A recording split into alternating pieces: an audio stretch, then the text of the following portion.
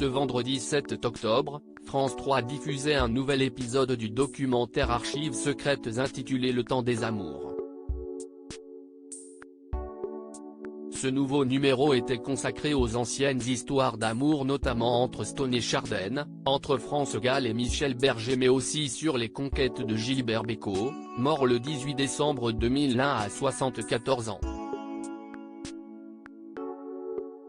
Dans les années 1960, alors au sommet de sa popularité, Gilbert Bécaud est père de 3 enfants avec sa femme Monique, avec laquelle il se marie en 1952, Gaïa, né en février 1953 et mort le 28 septembre 2022, Philippe né en 1957, puis une fille, Anne née en 1965 est morte le 3 septembre 2019 dans l'incendie qui a fait éruption chez elle.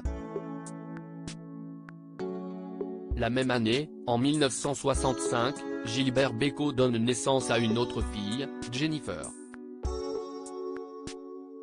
Celle-ci est le fruit de sa relation avec la danseuse britannique Janet Woolacott, qui fut la compagne de Claude François, avec lequel elle se sépare en 1962 avant de divorcer officiellement en 1967. Il filmait tout le temps, c'était son truc. À sa séparation avec Gilbert Bécaud, Janet Woolacott se retrouve mère célibataire et est toujours, légalement, mariée à Claude François. Ce dernier en profite pour adopter la petite Jennifer. Il a profité de ce flou artistique pour me reconnaître avant papa. J'ai porté son nom pendant 6 ans, j'avais sur mon passeport la mention Jennifer François. C'était une petite revanche pour lui, expose la principale concernée dans le documentaire de France 3. Dans le même temps, à cette période, Gilbert Bécaud vit une histoire d'amour avec Catherine Lissin. John dite Kitty. Il donne naissance à une fille, Émilie, en 1972.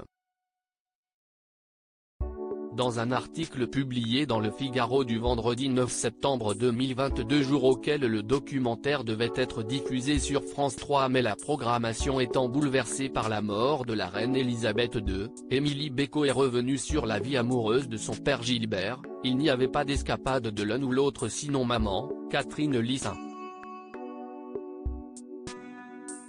John, elle serait partie, ce qui les liait, c'était l'humour.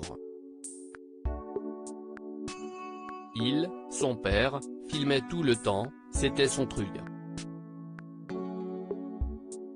Il y a des heures et des heures de rush. Il avait besoin d'ancrer sa vie sur la pellicule, il la mettait en scène.